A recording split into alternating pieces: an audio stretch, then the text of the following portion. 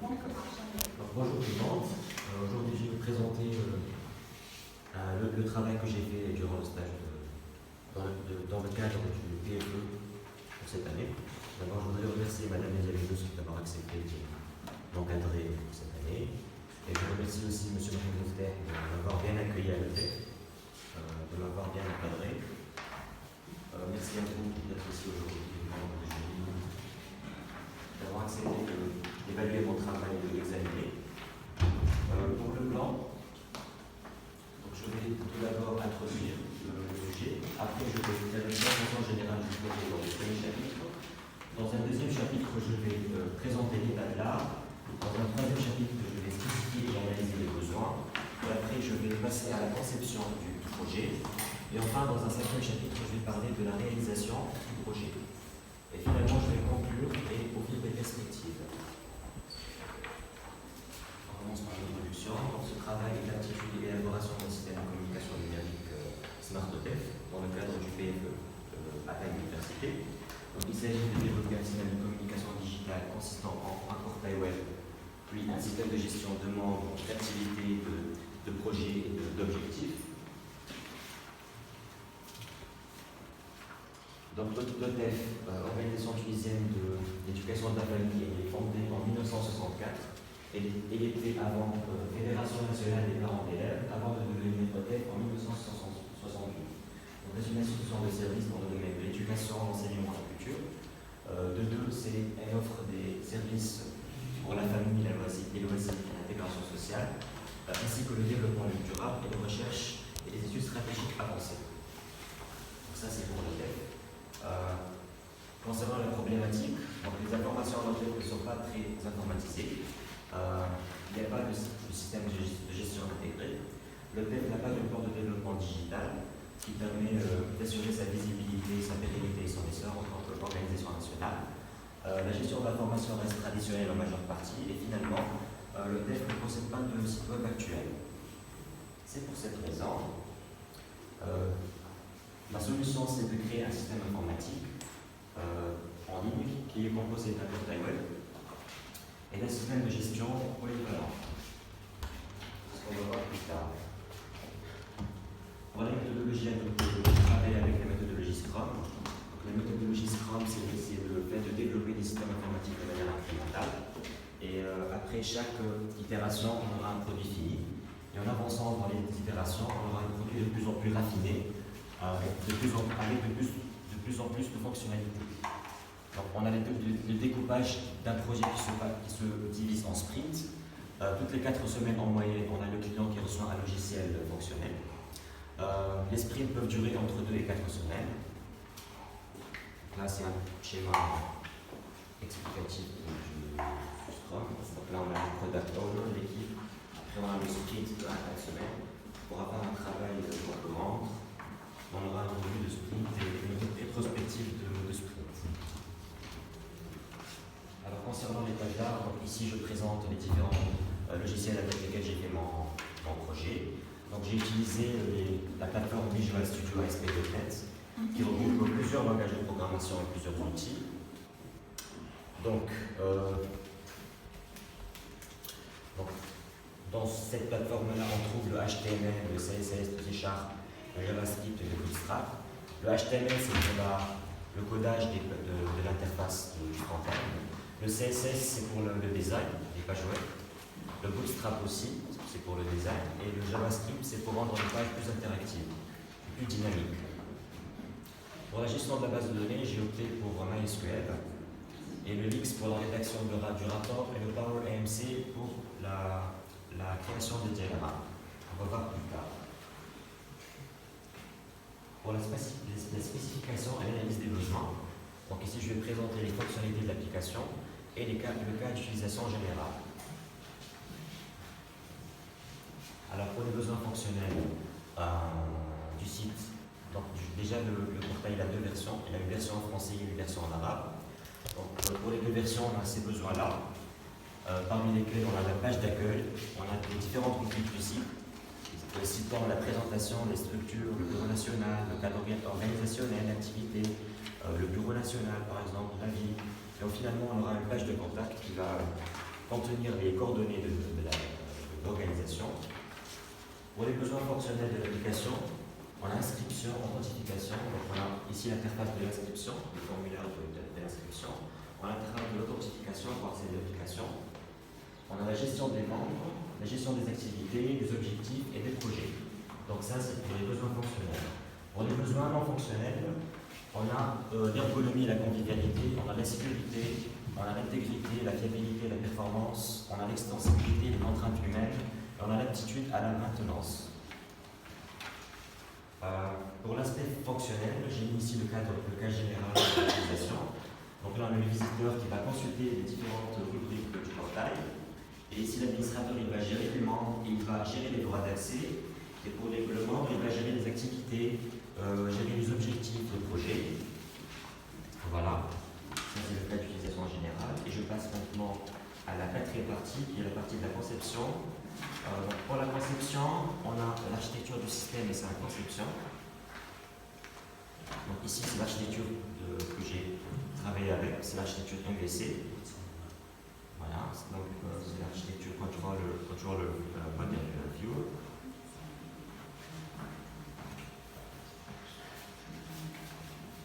Donc pour l'aspect statique, j'ai mis ici le diagramme de classe.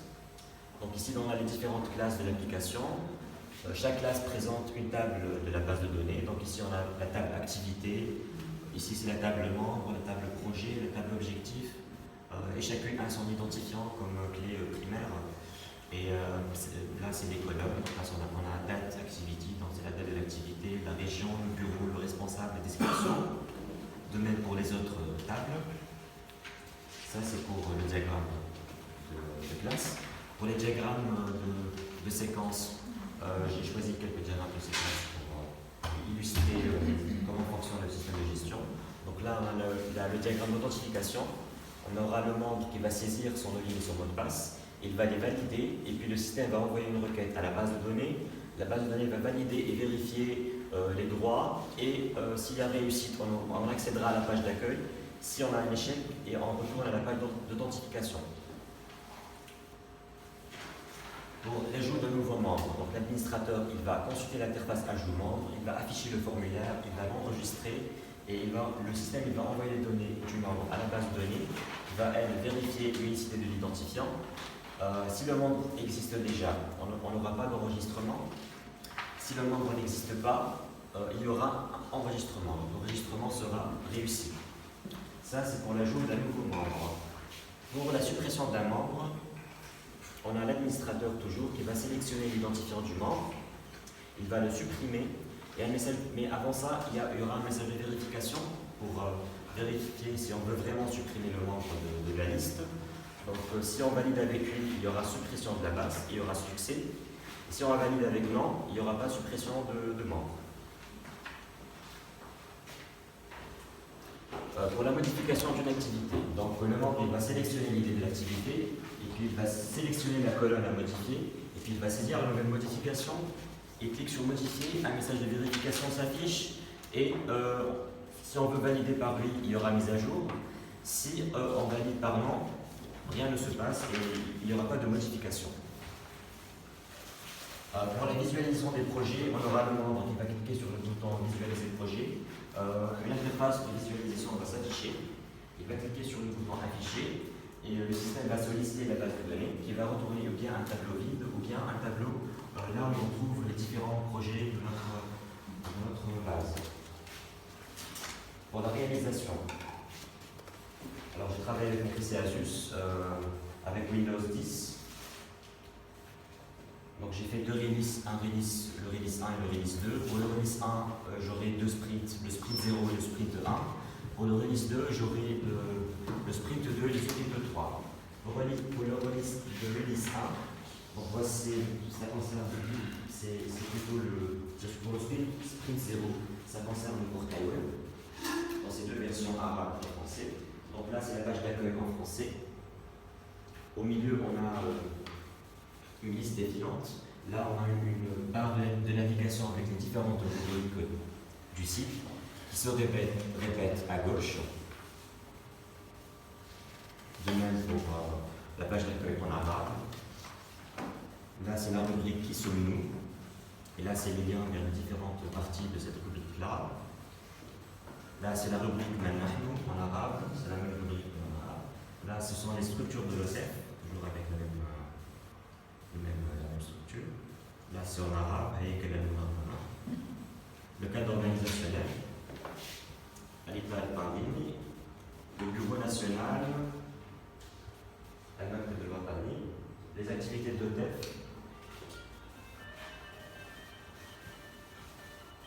Désolé. On aura la vie, la rubrique la vie, les institutions de l'OTEF, la page de contact en français, la page de contact en arabe. Donc ça c'est pour le sprint 0. On passe au sprint 1. Donc là je commence à programmer l'application. Donc là c'est le formulaire d'inscription. Donc là c'est saisir nom, saisir prénom, saisir région, bureau, email, fonction.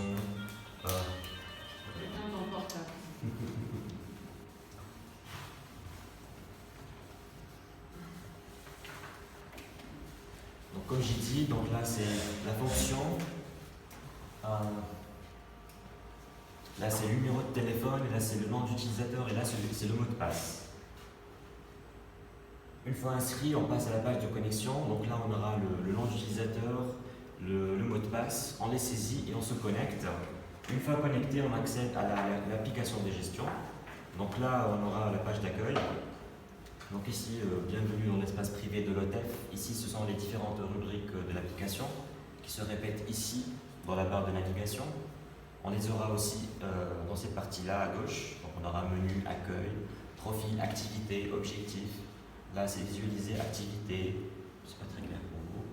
Donc là, c'est modifier activité, supprimer, visualiser. Voilà, c'est la page d'accueil. Et si on veut gérer les membres, on devrait s'authentifier encore une fois. Donc là c'est la liste des membres. On clique sur affiche pour afficher la liste. Et là c'est la modification. On aura un formulaire d'ajout. Là on fait entrer le nom, le prénom, etc. Là c'est la modification. Donc on saisit l'identifiant ici et on sélectionne la colonne qu'on voudrait modifier. Et puis on saisit la modification et on clique sur modifier. Il y aura un message de vérification après et on confirme. Là c'est l'interface de suppression. Après pour le release 2 c'est la suite de l'application. Je vais développer davantage. Donc là c'est la gestion des objectifs, l'ajout, la modification, la suppression. Là c'est la gestion des activités. On aura la liste des activités. L'ajout d'une activité. Là, c'est la gestion des projets, donc on aura une liste de projets. On aura l'ajout d'un projet, la modification, la suppression. Donc pour conclure, donc le travail réalisé, c'est du développement d'un portail web avec une application de gestion intégrée durant le stage de fin d'études au Centre central de l'organisation nationale.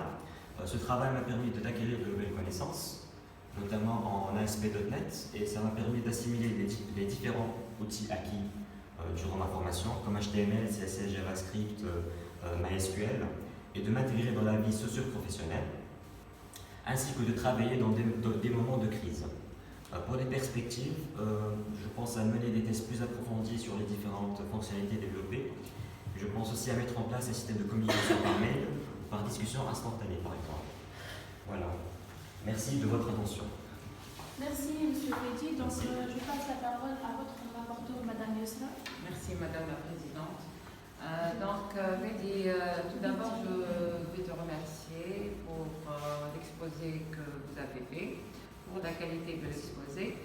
Je vais commencer d'abord par quelques remarques sur la forme. Ensuite, je vais passer à des questions de fond.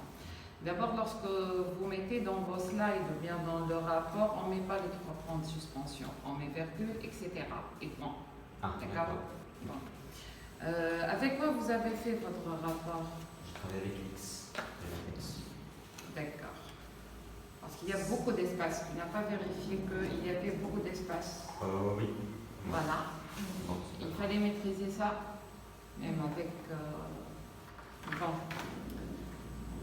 D'abord, pour un rapport de BFE, même dans vos rapports à venir, lorsque vous allez intégrer le monde professionnel, on ne met pas de logo dans un rapport, ce n'est pas de la publicité.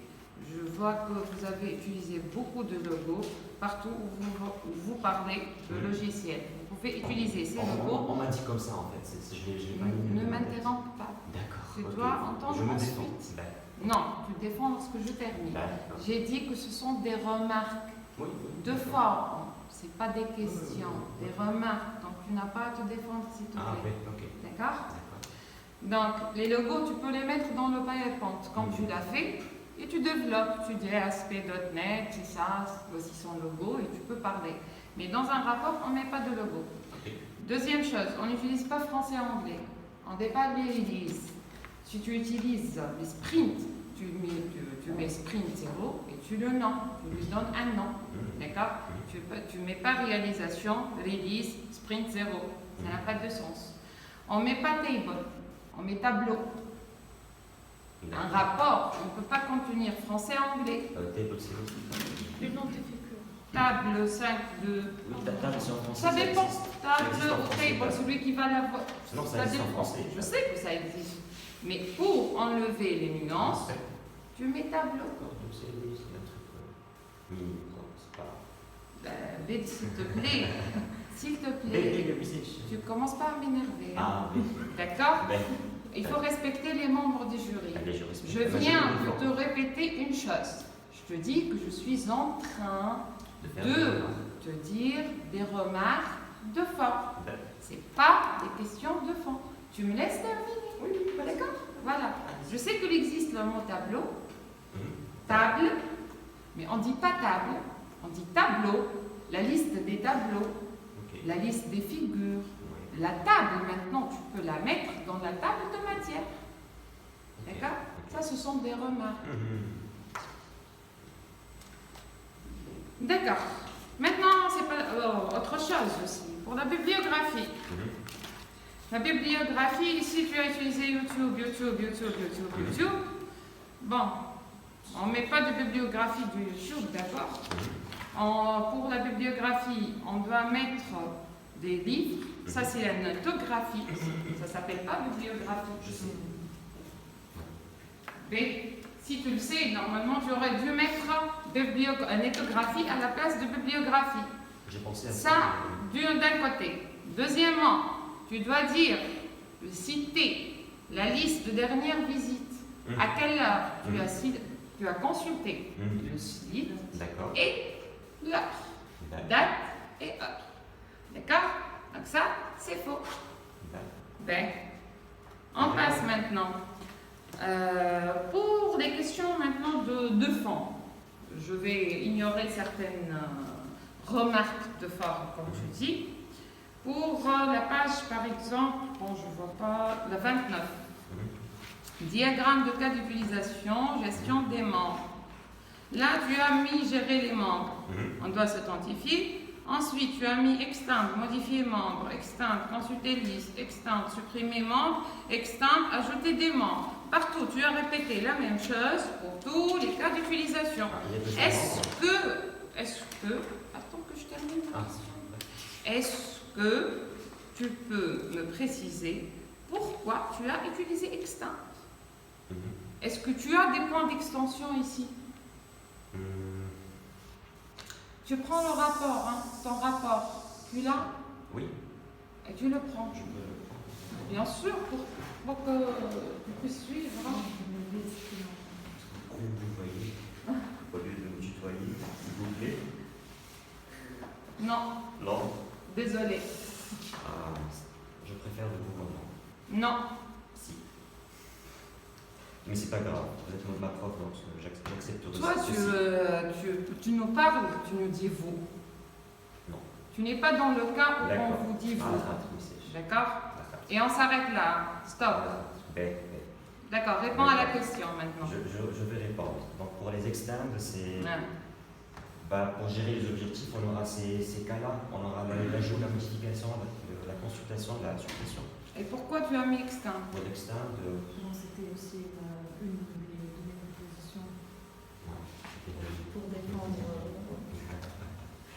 c'était un avis que j'ai donné aussi, parce que pour moi, c'est des options qu'on peut faire à partir de la gestion des membres, si je peux répondre. En principe, ici, ce ne sont pas des extincts, ce sont des choix. Si ce sont des choix, c'est une généralisation. Là, parce que je peux ajouter ou modifier ou consulter. Ce n'est pas obligatoire de le faire et je n'ai pas de point d'extension nécessaire pour faire ce cas d'utilisation. C'est une généralisation. D'accord. L'extinct, c'est un choix. C'est vrai que l'extinct, on peut l'utiliser pour faire pour réaliser, si tu veux, des sous-cas optionnels, avec des options, mais on va avoir le point d'extension. Ce n'est pas obligatoire comme l'include. D'accord. Oui. Concernant voilà, je reviens aussi pour la forme. On n'utilise pas la figure ci-dessus présente, voilà la figure suivante. Hein. Dans un rapport, on met le nom de la figure ou le numéro de la figure, pardon, c'est pas le nom. On met la figure, par exemple, 5.2. Illustre, présente la rubrique qui sont nous. D'accord. On ne met pas la figure ci-dessous. Voilà la figure suivante. Si vous avez aussi plusieurs figures, il faut les citer avec leur numéro. D'accord. Bon, j'ai vu que vous avez utilisé l'architecture d'un côté MVC. Et attendez que je retrouve la page. Je l'ai notée quelque part dans le rapport. Voilà, pour que je ne me trompe pas. Voilà. Page 37. Architecture globale du système. C'est quoi cette architecture? Là, tu parles pour l'architecture de notre site. Nous avons opté pour une architecture MVC.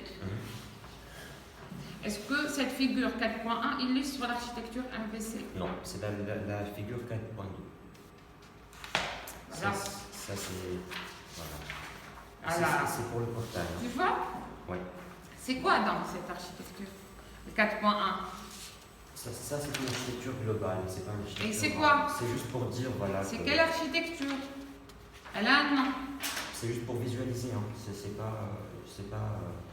Est-ce que MVC c'est une architecture logicielle ou une architecture de déploiement?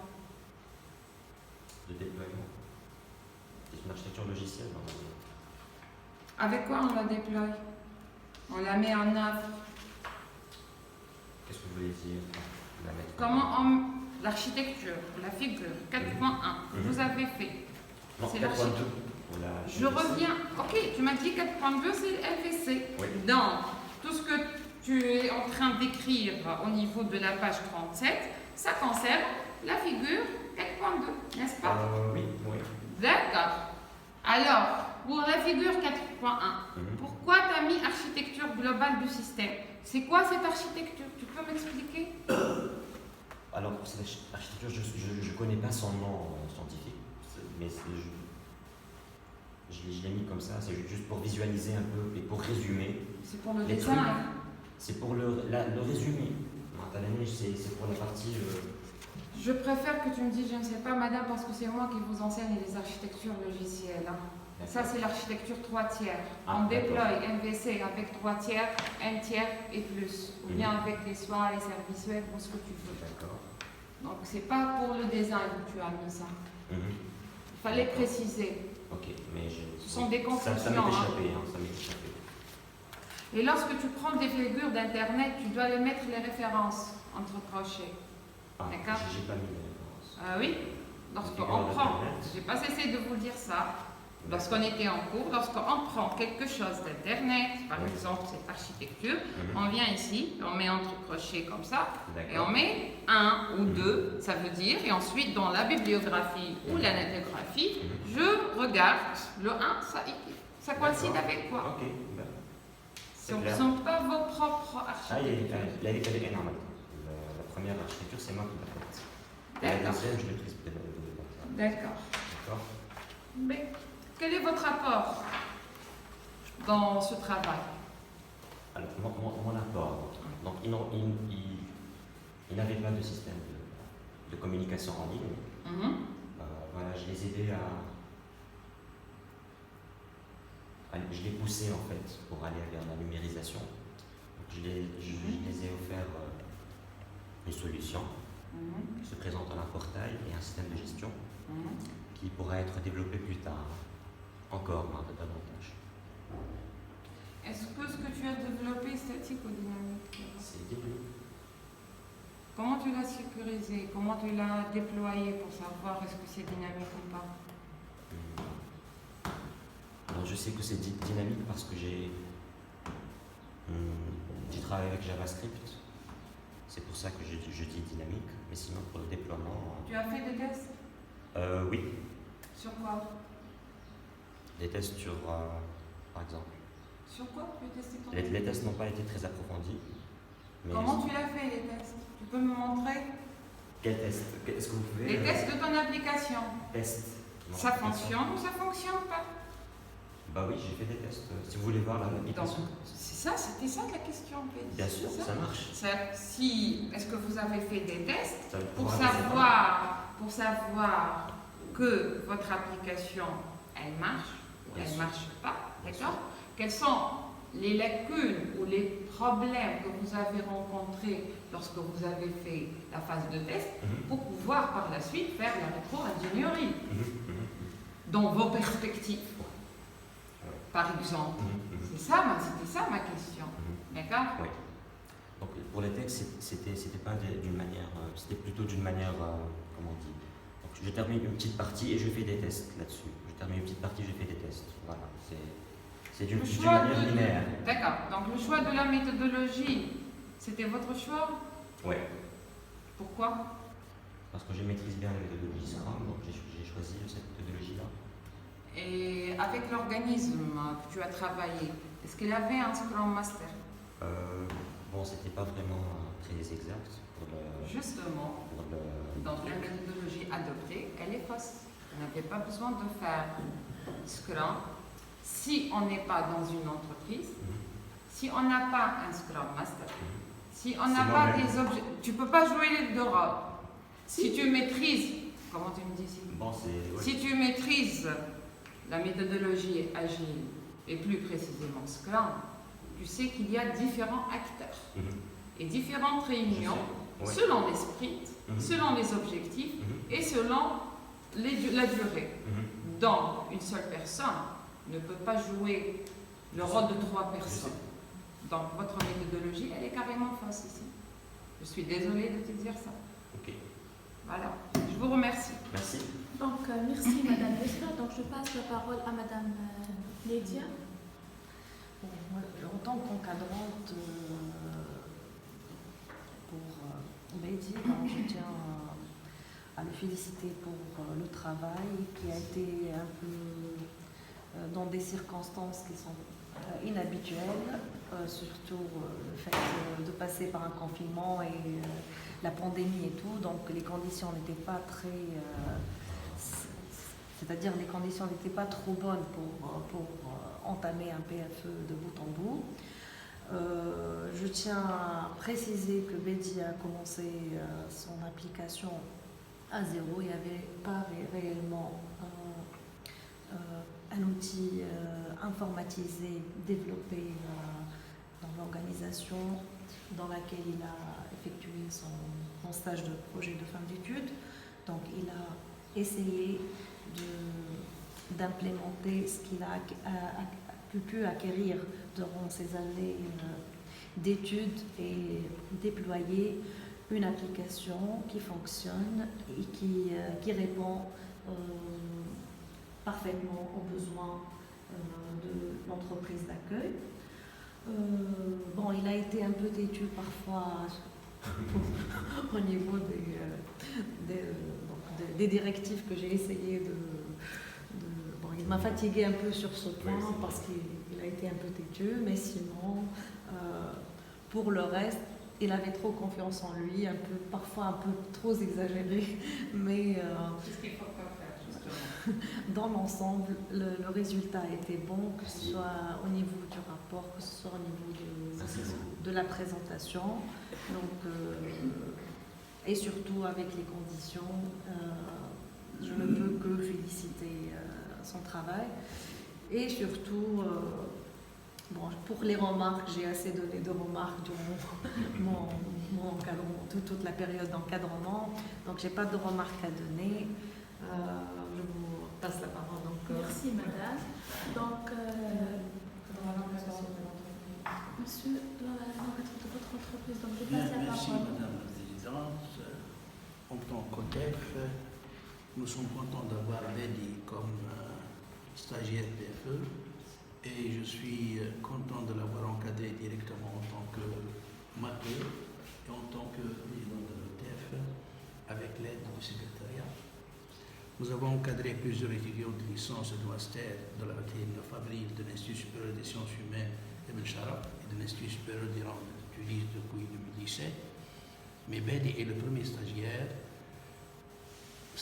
en ingénierie informatique et a laissé bonne impression. Il est sérieux, beaucoup d'affabilité et pertinence dans le choix du sujet. Nous trouvons son rapport consistant et sincère et ce qu'il a proposé comme solution numérique pour l'OTEF mérite d'être pris en compte et je ne puis que le féliciter pour son apport, mais aussi pour les apprentissages et acquis multiples durant 2 mi-temps.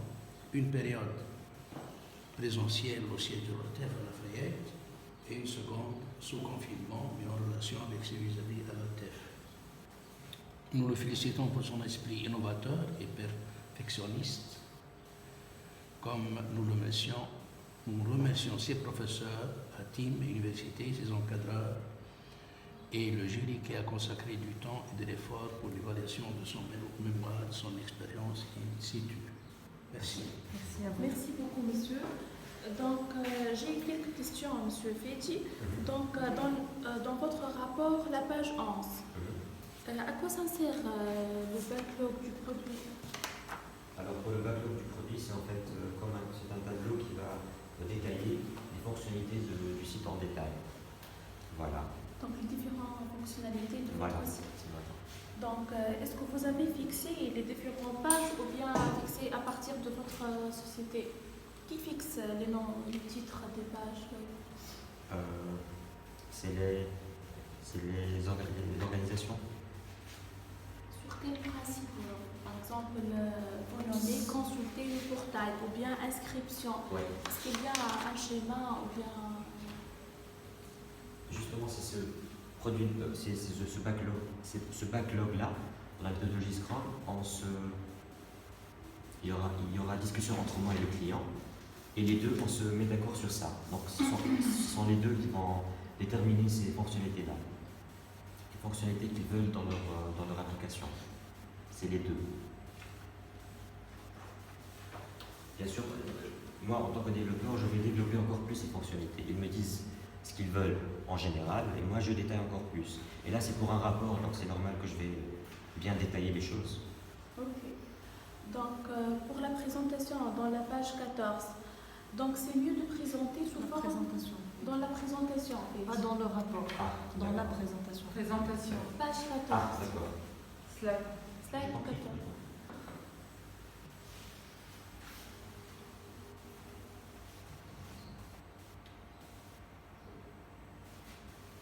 D'accord. Donc ici, c'est trop chargé, donc il faut mieux de faire sous Oui. forme d'un organigramme ou bien des formes.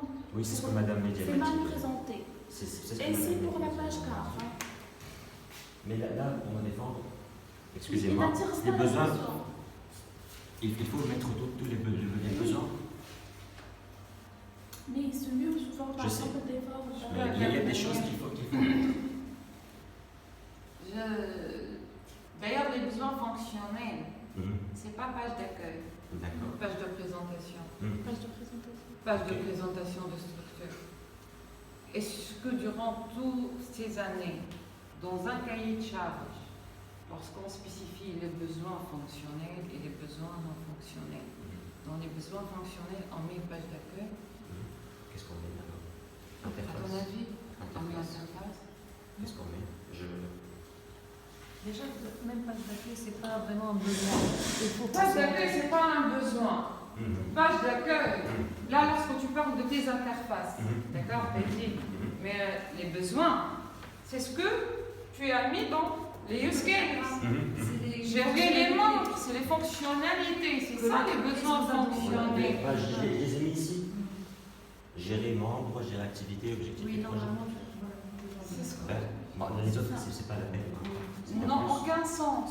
Ouais, ok. Pour D'accord. les autres, ils n'ont aucun sens. D'accord. D'accord? Il y a donc pour des besoins fonctionnels, ce sont les fonctionnalités de ton application. Ce que tu vas faire Ouais. selon un cahier de charge, Je sais. selon la couche métier. Je sais. D'accord? Ouais. Donc, Pour le les autres, slide c'est- 14, il n'a pas de sens.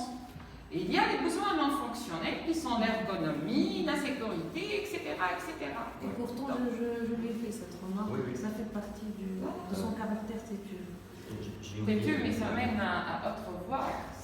Oui. C'est ça Si le, tu reviens en le mail, problème. je t'ai mis On a dans. dit, Je t'ai dit, c'est pas des besoins fonctionnels. Je t'ai dit, tu devras mettre les vrais besoins de l'entreprise. D'accord. ok. Merci, monsieur Fetty. Merci à vous.